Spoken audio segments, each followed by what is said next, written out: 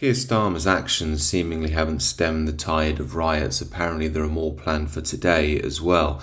Further to that, he's also drawn a line in the sand with his recent speech, stating that you're either on the side of modern multicultural Britain, which is faultless, or you're a far-right monster. Now, for about the 100th time, are riots and violence the answer? No, but are there legitimate concerns amongst the rioters as well as millions of people up and down the country? Yes. As the political commentator Louise Perry states, there are a lot of reasons why Britain is entering a period of sectarian violence that could develop into outright civil war in the coming years. The long-standing and open hatred of the British middle classes for the British working classes is one of those reasons. What we're witnessing here is a fracturing of our society. Britain has always been rooted on a high trust model. You trust those around you, you trust your institutions, but that is breaking apart, and we see that with the police too. Now, I'm sure there are plenty of honest blokes in the police just trying to do an honest job and get a paycheck, but it's undeniable we have a historic problem with the police force now, from not investigating certain sexual crimes when it comes to a certain community, thinking of the grooming gangs there, from the woke behaviour we see at pride marches, which is highly unbecoming of a supposed social authority. On top of that, we even have accusations of fundamentalism of the Islamic nature within the force itself in the Met. First day that I joined the unit, I was told by an officer to get down on my knees and beg God for forgiveness for the way that I choose to make my decisions as a Muslim woman. And then later on, there were comments around FGM, advised to other police officers that FGM is a clean and honourable practice in Islam and we should be careful not to criminalise it. All in all, the police is another institution that modern Brits are losing their trust and respect for. The same goes for the media. They're all too eager to warn of misinformation and disinformation, and by all means we should be very careful of that, but at the same time they'll pump it out themselves, cover the backs of their own newsreaders when they've been accused of awful crimes, and give them pay rises. And as I say, the beauty of Britain was once the trust in institutions that allowed society to function in a harmonious manner.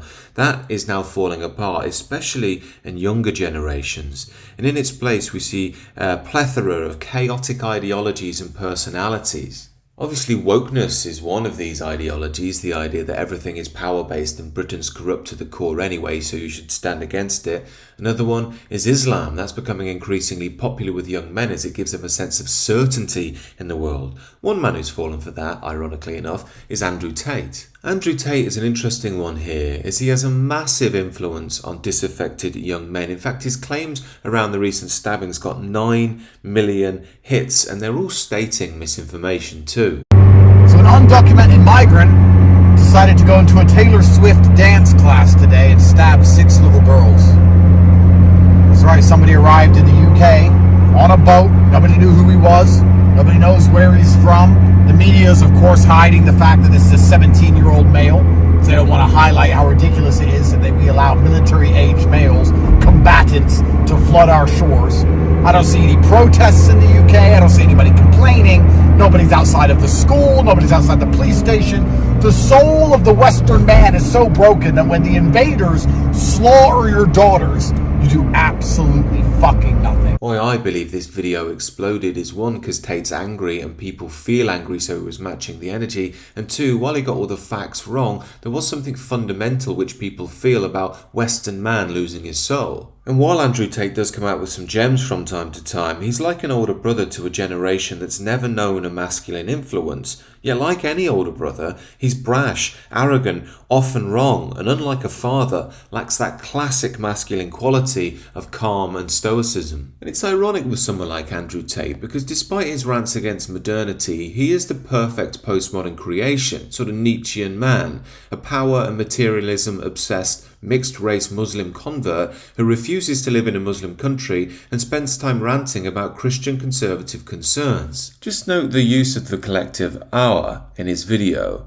Despite saying this, he left Christian culture to become a Muslim. He left Britain to go and live in Romania, won't even live in a Muslim country. And on top of that, despite chastising British men for not being out on the streets rioting, he didn't do anything himself either. And while preaching to the white working class of Britain one minute, he'll then go on to bragging about how black people are genetically superior and the desire of white British women as the men of our country are too weak to defend them. I don't think you need to be Sigmund Freud to figure out where he gets gets that from, given his mother is white British and his father is an African American. But the point is here, as much as Tate is hated by the progressive mainstream, he's actively their creation. He's like their Frankenstein. He's the shadow of all of the things that they ignore, and he's leading the crack in the society, especially for young people. But despite everything that's going on, the riots, the multicultural woke mainstream and Andrew Tate, the fundamental cracks in our society remain. They're still unaddressed. The harsh reality is that what we're seeing broadly in the UK, not just in the riots, broadly over the last 10 years or so,